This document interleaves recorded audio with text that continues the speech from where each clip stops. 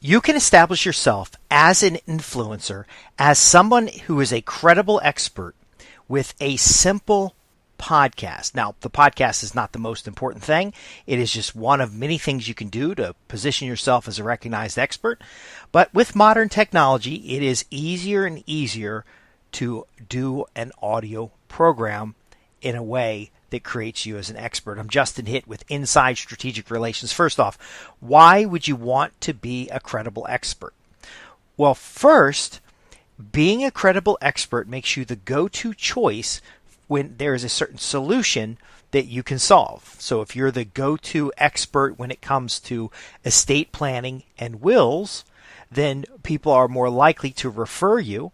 Clients are more likely to work with you, and ultimately you'll find the process of growing your legal services will be simply easier.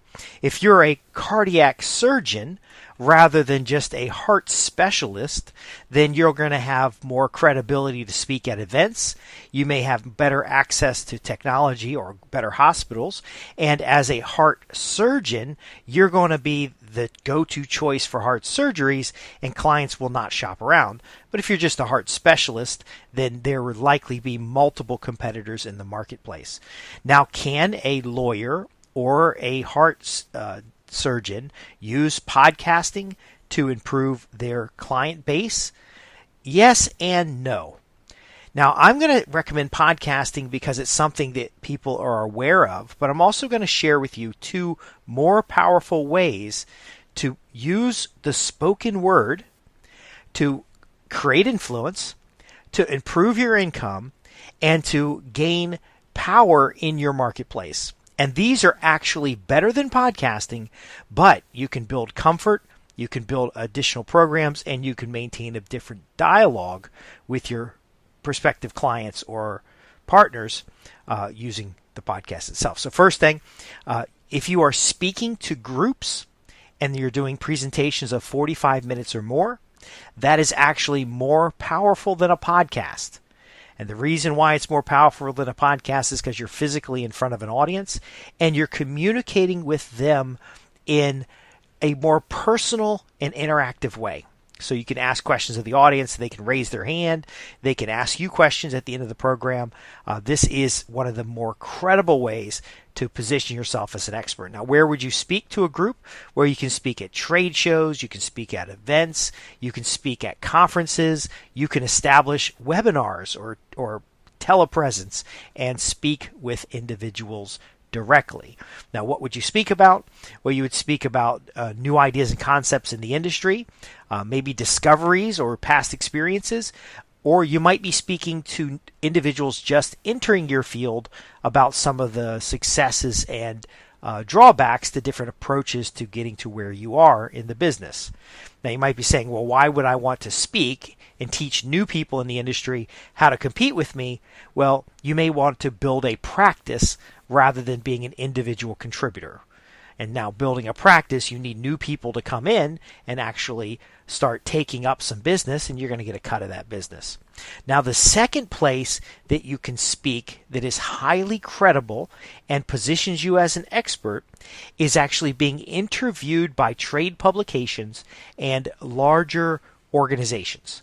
So if the American Heart Association is interviewing you as a heart doctor, or as a heart specialist, you'll be more credible in your field than if you are getting interviewed by the local news.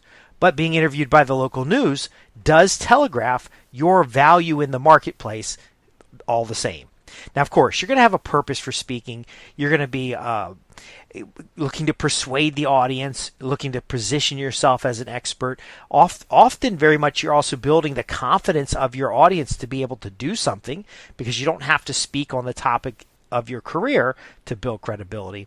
But those two speaking methods are long form, and they are multiples better than a podcast. However, a podcast has a bigger general audience, and it's something that doesn't require as much time to produce. So if you're going to speak in front of an audience, you're going to write a speech, you're going to practice the speech, it's going to take you months to get that put together.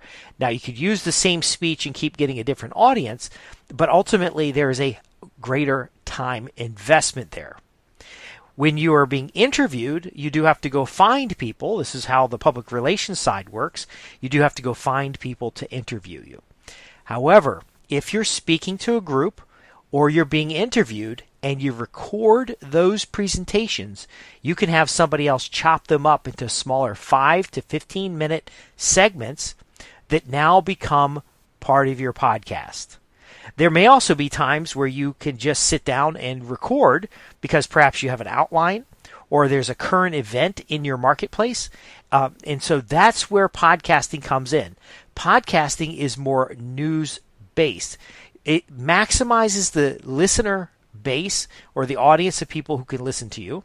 So you do want to speak with the customer or your client, and it does allow you to reinforce a message because you can go back and repeat key points over and over again. So for example, if you're building a practice, you can describe all the benefits of why a new doctor may want to be a part of your practice rather than establishing their own practice, or a new lawyer.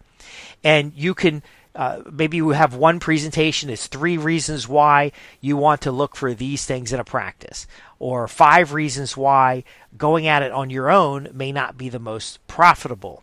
And now you have, with a podcast, the opportunity to have small bite-sized chunks talking about a topic, driving a key point, and ultimately giving your listener a reason to return. You can also ask for questions. Podcasts tend to be more of a dialogue one-on-one rather than you standing in front of a room talking to a group.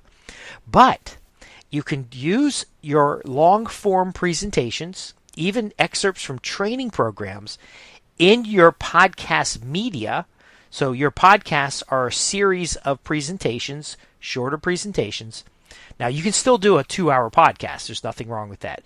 The Joe Rogan show is recorded for 2 or 3 hours talking to a guest, and then that show is chopped up into little pieces and then syndicated as a podcast, as a regular show. The key point here, though, is that hearing your voice and getting to know who you are as a person helps the audience feel that you have greater value. Now, of course, you have great value, but ultimately, they don't know that. So, as smart as you are, all the education that you have, all the successes that you've had, the audience does not know how to measure that, and very often they just don't know what happens. So, for example, you may not know that I have more than 300 podcast episodes. Now, they're not on one podcast because I actually have 4 podcasts, and they're audience niche specific. And this helps me reach specific audience individuals. So all of these individuals are in the same larger demographic. They all have similar interests and characteristics.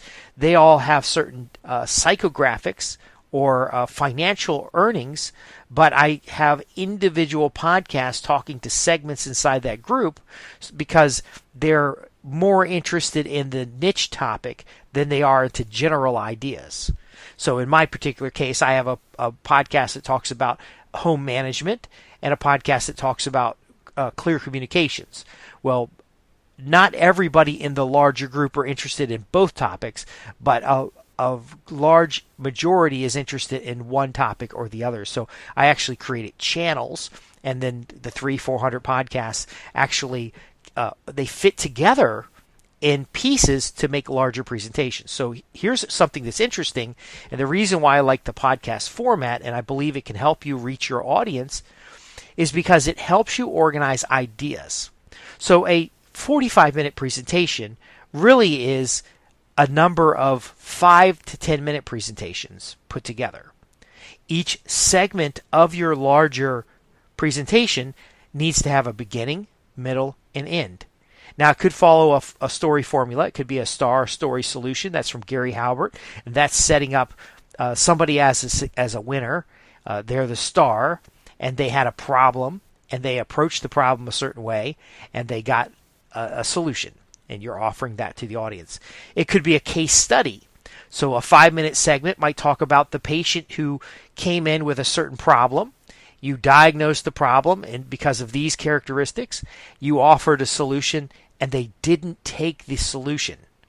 Something came up, but this bad thing befell them. And that's why you had to do heart surgery on them. And that heart surgery is what saved their life, and now they're progressing and you use the new technique. Can you see how a podcast gives you smaller segments that you can later put together for a larger presentation, yet the larger presentation has more credibility because you're in front of real people? On a podcast, I know how many people listen, but I don't know who these individuals are, and sometimes the people who listen are actually, they're not listening to the whole program. When somebody's in an audience, when somebody's paid to be at a conference, when somebody's gone out for training, they're paying attention. So I don't want you to be distracted by a podcast, because a podcast, again, is going to a general audience. Even when you niche the podcast to go to a specific audience, they don't know it's there because they're not looking for it. Where an audience that goes to an event or a trade show or a conference, they know and are intending to be at that conference to pick up new ideas and concepts. And now you're there as a speaker, that sets up an audience. So what you really want to do is use your podcast to leverage speaking opportunities. That is the credible element here. So I'll share with how I do that. I write special reports and I do larger presentations. Now, I am paid to deliver training, and often the special presentations set up paid services. So, for example, if I'm working with a recognized expert, they have $1 million and they want to sustain they want to switch from active income to passive income. I might sit down with them and help them leverage their $1 million practice so that they are less in the office every day and they are moving more towards retirement. Believe it or not, there's a lot of lawyers and doctors and business owners who are very close to retirement, but all of their cash flow is tied up in the practice. It's tied up in the business, and they need a way to increase net cash flow in order to retire now rather than retire 100 years down the line, because, again, all of their assets are tied up in the business. They're tied up in the practice. So, again, what I'll do is I might do 5 or 6 podcasts about the challenges that they face. So I could talk about the challenges you face when the money's tied up in the business. Yet, if the money wasn't tied up in the business, it wouldn't be as strong and successful as it is today. So here are 3 things that you need to consider. I might talk about selling the business or expanding the business. And then each of these little podcasts give me points of measure to see which is most interesting to the audience. But all of them give the individual who listens an opportunity to raise their hand and ask additional questions. Now, those additional questions I use to build podcasts, but ultimately I'm building 45-minute to 3 or 4 hour presentations, and I'm building digital training programs, and I'm building opportunities to speak to larger groups. Now, honestly, I haven't spoken to large groups in person for a while because of COVID. But I have I think I did 157 people in the audience. I did a tele event. Now, you might not be interested in this topic, but we're talking about the value of effective controls. And the gist of the program was that effective controls eliminate issues. So if you want fewer issues and regulatory concerns, you focus on effective controls, not putting out fires. And so I think there's 157 people on that particular presentation. It leads to additional work, and that is way more effective than 30 podcasts on the topic broadcasted out on these channels and not really available to people. Now, a more advanced strategy that we can talk about in another program is actually using the individual podcasts as marketing tools and sending a letter or an email or something directly to someone who's interested in that podcast episode. So we don't really care about subscribers. We don't really care about listener counts. What we do care about is that we have a target market and that they are clicking a link, listening to the podcast all the way through, and then they're calling your office for an appointment. So if you're using audio, video, or written words to improve your credibility in the marketplace, to reinforce a premium rate, or to otherwise position yourself, then podcasting works, but it does not work as well as being in front of actual buyers and doing a presentation where there's some third party making you the authority, or producing a written book, or producing an audio or video program specific for an audience that helps them solve some kind of problem. So I know I've covered a lot here, and as always, I offer you the opportunity to raise your hand and ask your questions. I'm Justin Hitt from Inside Strategic Relations, where we help professionals gain influence in the marketplace, build their credibility, and actually become that recognized expert. We do that at the website www.insidestrategicrelations, and we do it through skills like clear communications, persuasion techniques, and of course what I just described here, which allows you to record a message one time and then put it out in the marketplace in front of qualified individuals many, many times with a very low footprint, a very low cost. Now, we can make this better. We can make podcasting better. It just depends on what resources you have. But again, the podcast has to set up a consultation or some kind of paid engagement, is probably a better answer, and set up larger engagements where you have that reinforced credibility. If you speak on a day that ends with the letter Y, you want to record that presentation. And as an expert, you'll be seen in the right places using a podcast if that's the channel you want to go with. But again, if you've done the live presentation and have a recording, you can chop that up and that's your podcast. The podcast is just a channel to reach your specific audience. I want to thank you for listening. I'll see you in the next episode. Again, if you have any questions, visit me at www.insidestrategicrelations, where we help affluent individuals and high-income professionals become recognized experts in their field so they gain influence, power, and control over their career. I'll see you in the next podcast.